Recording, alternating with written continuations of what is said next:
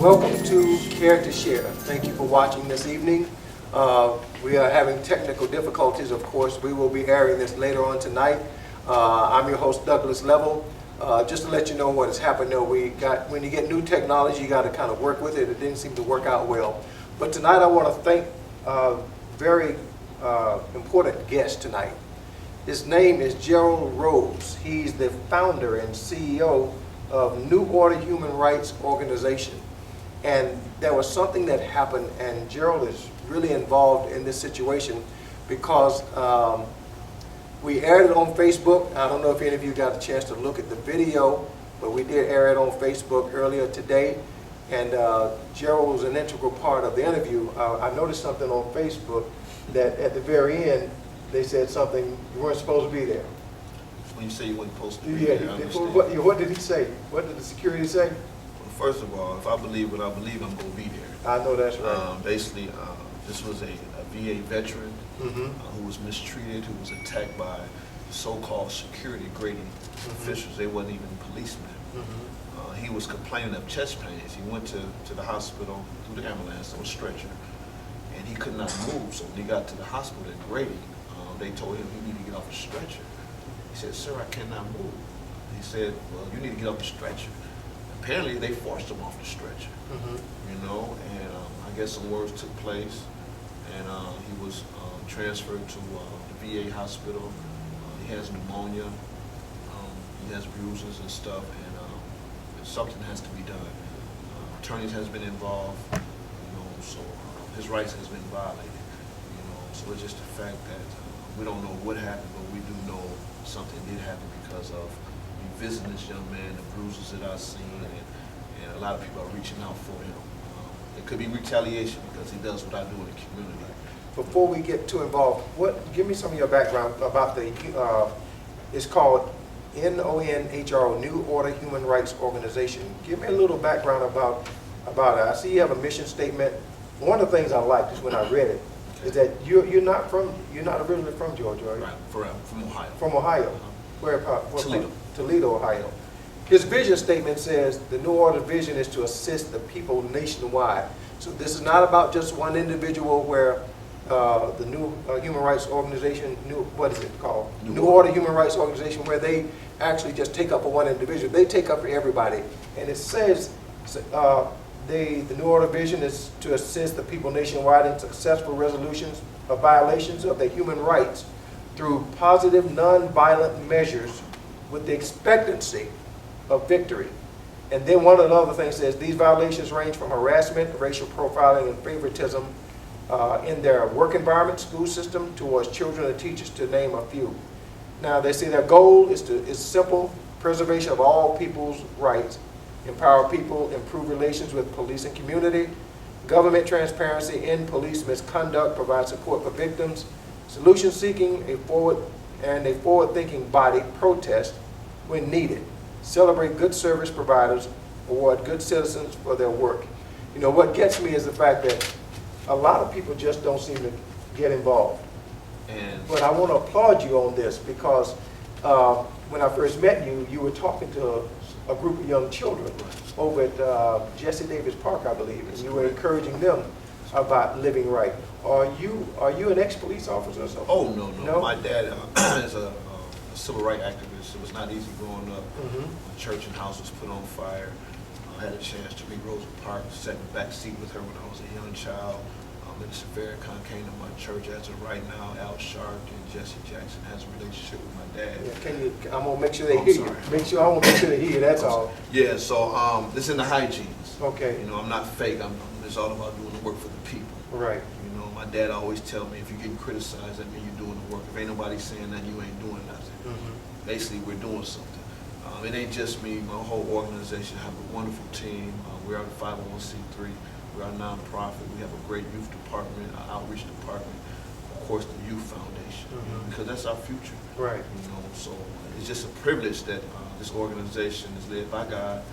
I can say that I have built chapters in other cities now. Every Tuesday, I do a nationwide conference call with people in Ohio, South Carolina, North Carolina. I just got a call from Brooklyn, New York. You know, you have to crawl before you walk. Right. You know, so it's just a blessing how people are believing in my mission, you know, what we're doing. We do have attorneys on board, you know, so we're not just meeting and we have results. Right. You know, like the situation going on with Mr. Jones. Yeah, now, let me ask you this. His name is Vizion Jones. Correct. Is he by chance an artist, or does he do? He's a minister. He's a minister. Yeah, he's a minister. Okay, because I may not be the same gentleman, but I met a guy by the name of Vizion some years ago, and he spelled his name with a Z.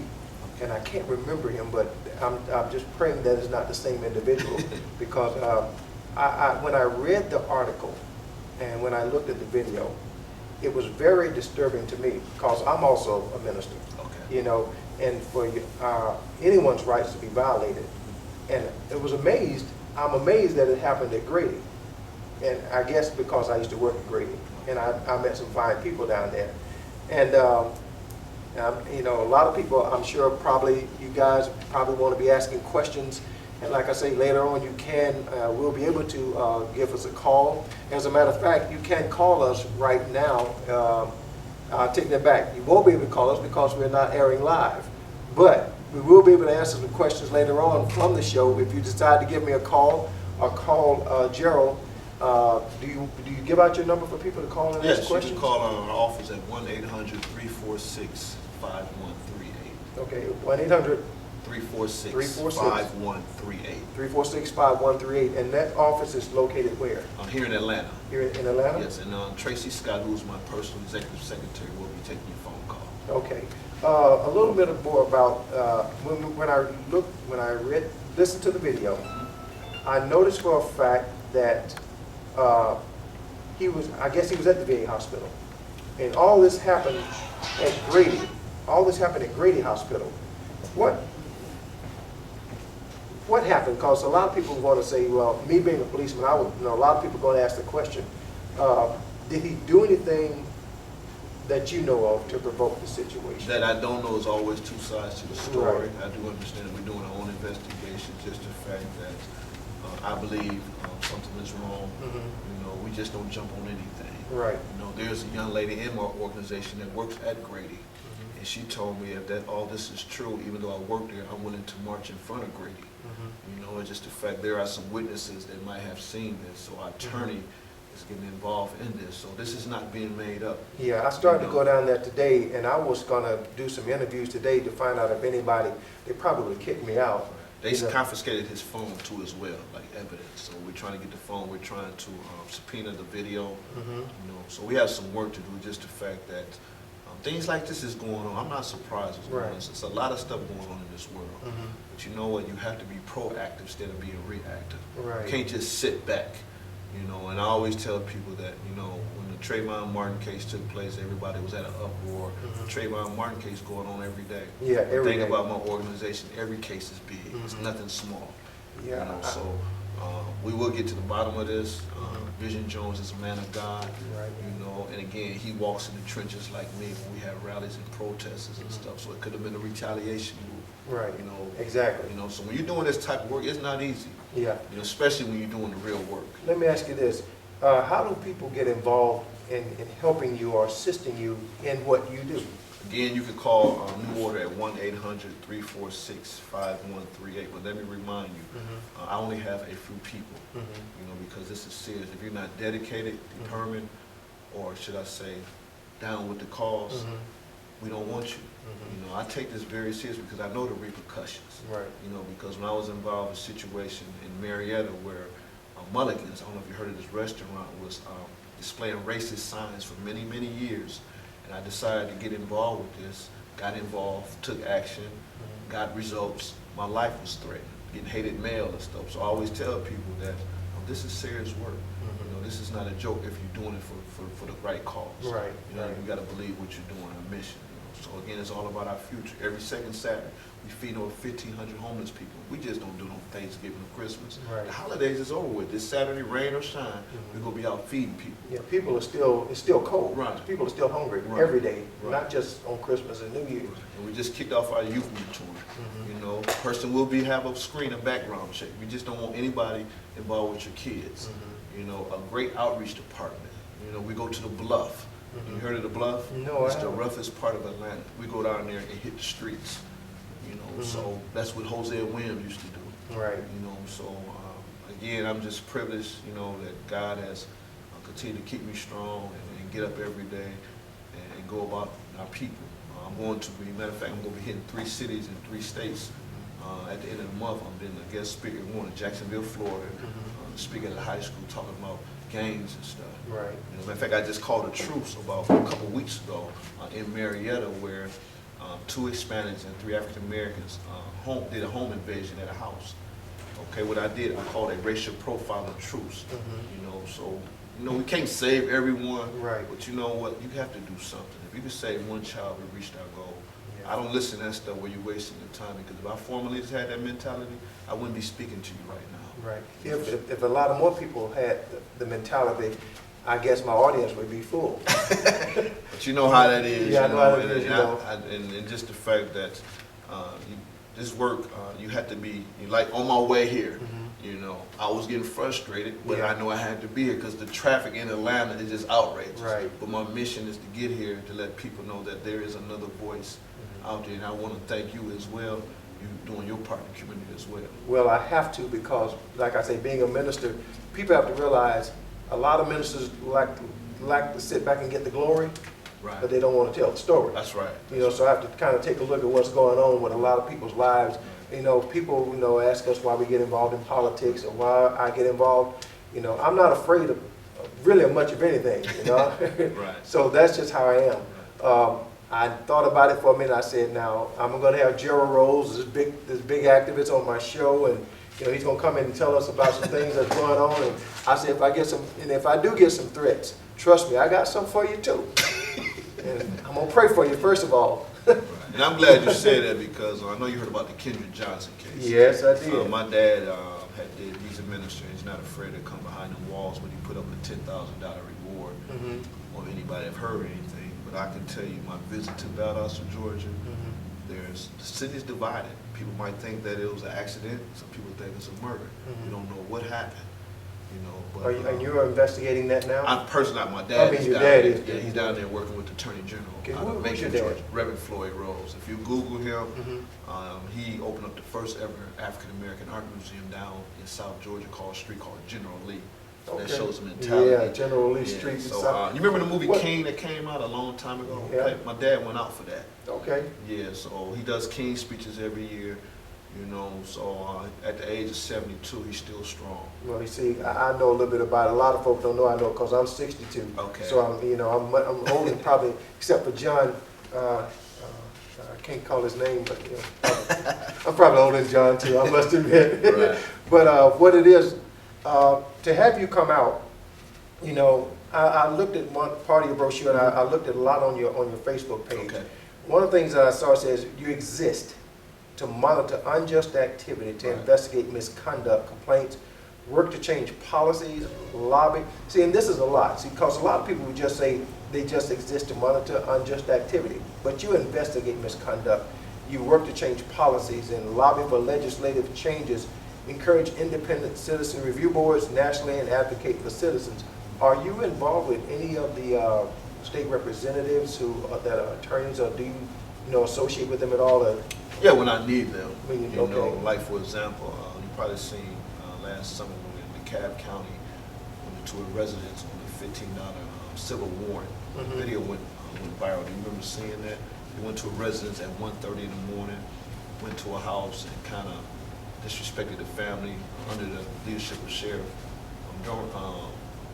Mr. Brown in DeKalb County. But anyway, we got involved in that. We changed the policy of their serving warrants.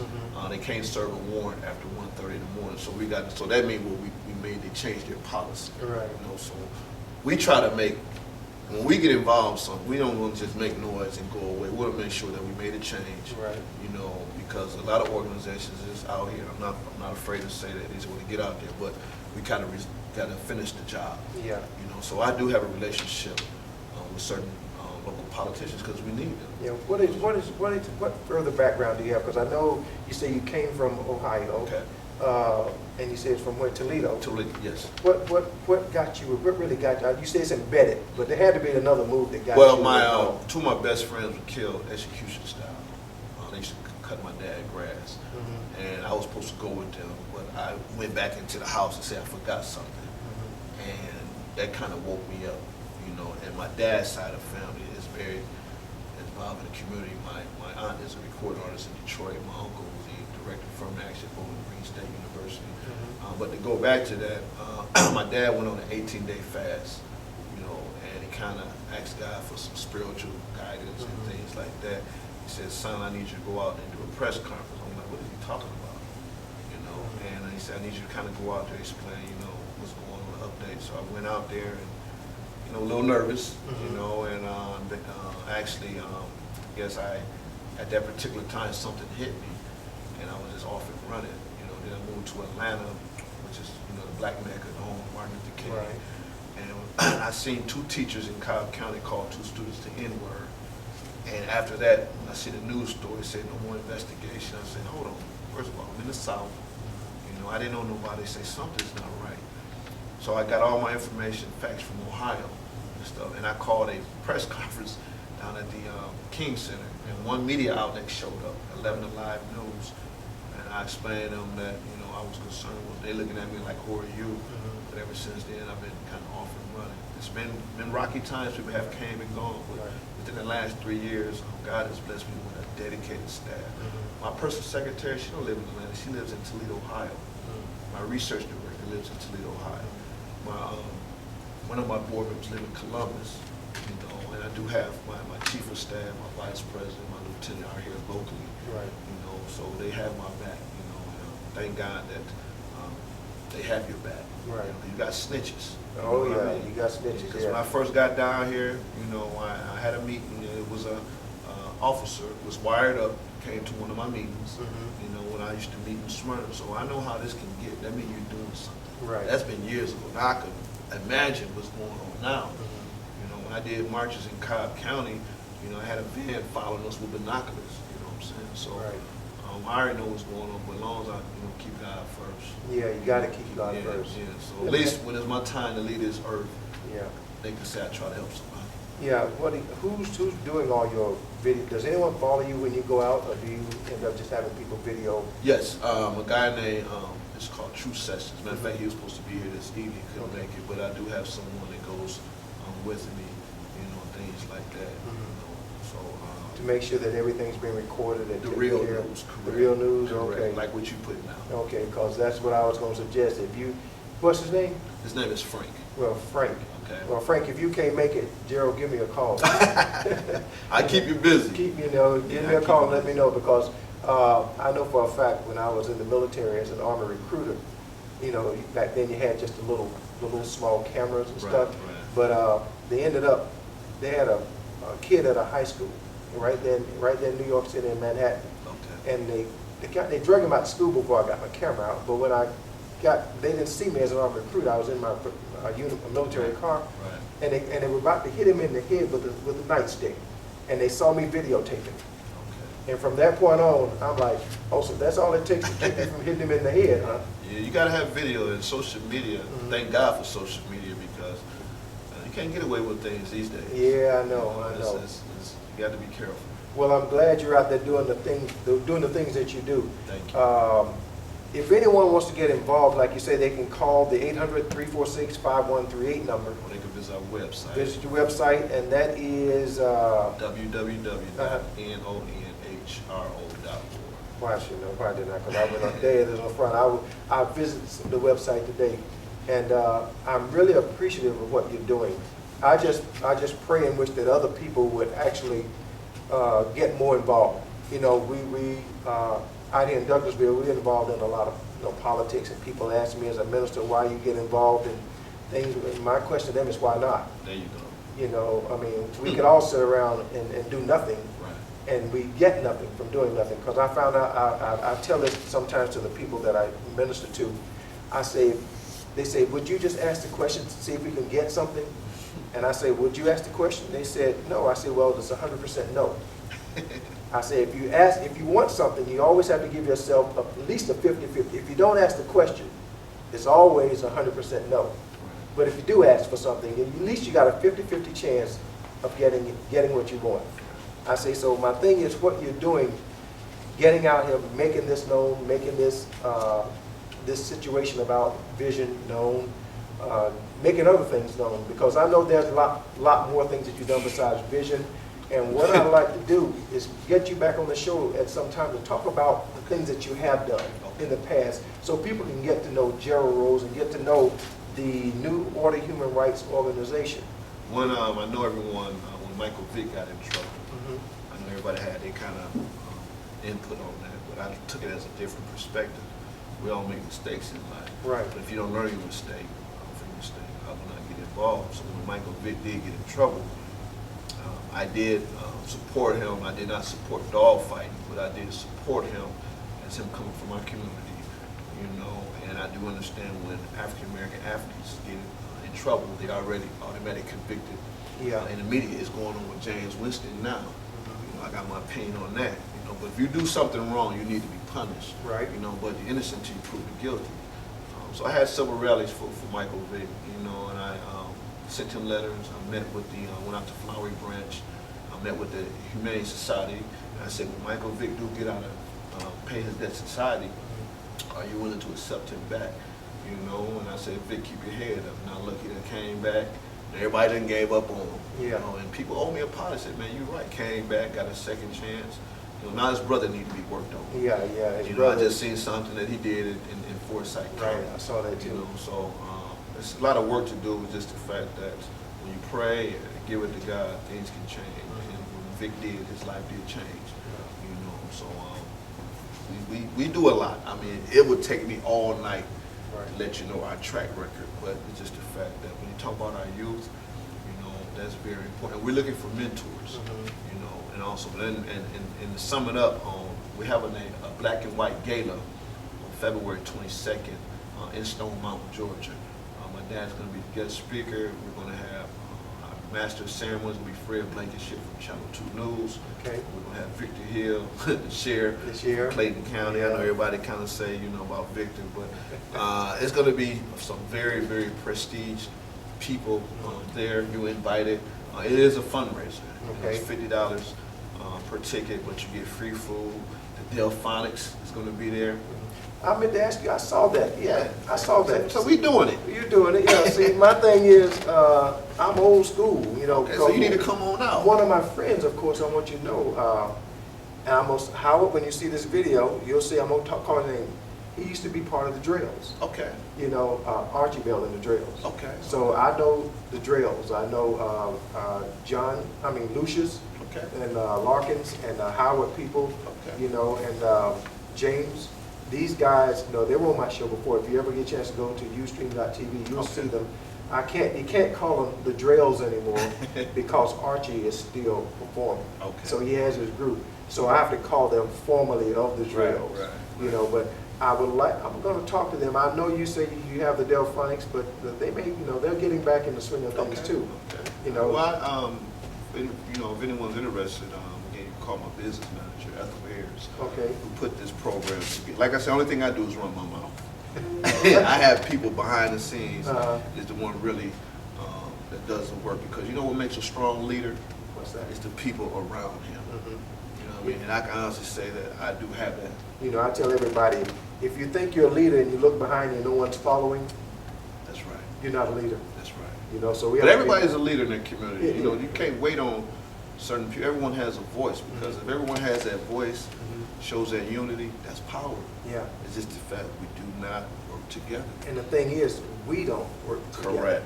You know, that's that's the sad situation. We still got this crab barrel mentality. That's so what can we do? But I thank you for coming on the show, man. I really appreciate your time. I really appreciate the organization. I'm going to do a lot more looking into this. I'm going to follow you. I'm going to follow this situation with Vision. I'm always looking for that spiritual advisor. Hey, if you need one, I'm there. I'm retired military. I don't work. Government say, better not say this on there. I better not put that out. The government say, I don't work. Let me put it that way. That's what they say. Right. I'm like, how can you say that? Right. You know, my thing is, we may have to edit that if you heard it. But my thing is, I'll be willing at any time to be a spiritual advisor to the organization, to you, to anybody.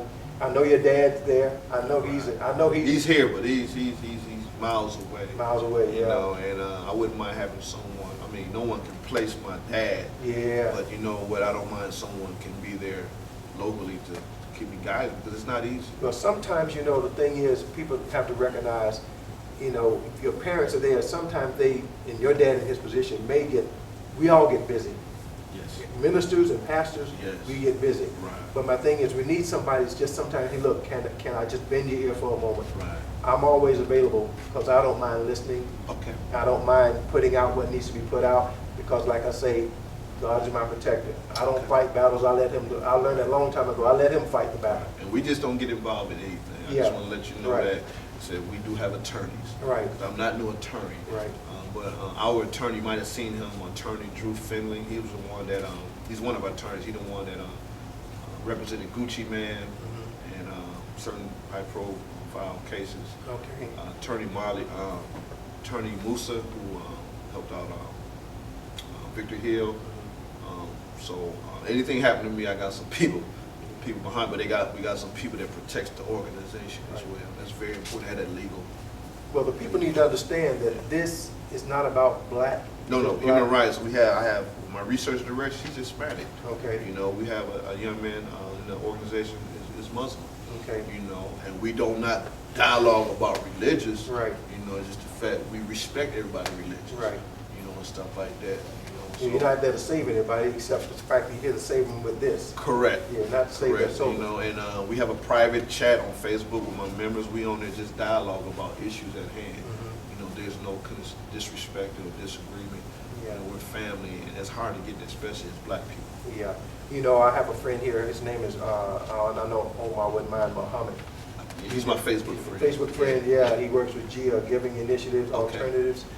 We work with him, you know. I got some, you know, you got people in the audience. You got, you know, I've mentioned some names. I'm going to Mr. Jerome Fitz. He's a local activist here in Douglasville. Okay. I've been out here several times. I used to work with Kim Alexander. What's the other guy? Clyde. Do you guys know him? Clyde Mitchell? Yeah, they know me. So He's not Clyde Mitchell. I'm sorry. He used to work with Kim Alexander. Actually, he was the vice president. Clay. I think his name is Clay. Okay. That's when Kim was the. Yeah.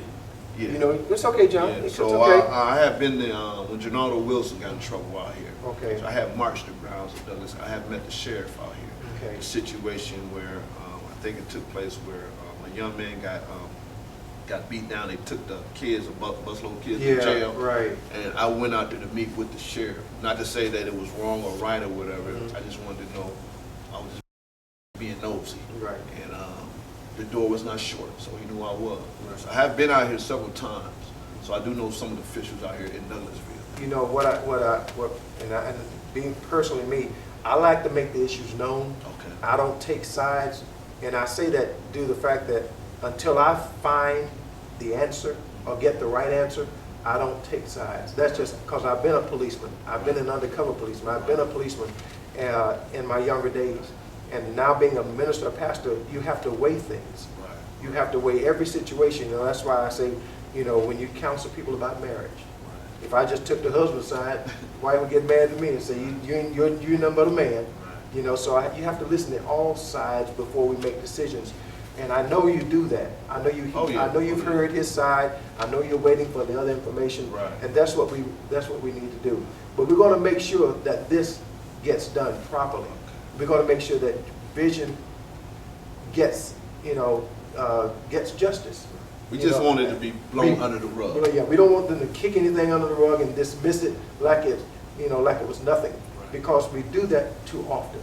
Yeah, especially when it comes to us, people like to just kick our situations under the rug, and and I can say, I don't know if anybody older than me, but that's how they did it a long time ago. You know, they didn't mind black on black crime. And I'm glad you said that, because we addressed that too. You know, everybody want to uproar when something goes on with our people, but we uproar New Order when we do things to our own people. Right. So I just want to let you know that. Yeah, that don't hit the news though, for some reason. Yeah, I know. Yes. It doesn't seem to hit the news, so we have to be mindful of the fact of who we are and what we stand for. And I'm glad to see we only have a few in the audience tonight, but Mr. Jerome Fitz, Mr. John Sanders, I know we have some other people in the audience who's taking pictures. We appreciate them coming out. I hope this wasn't a boring thing.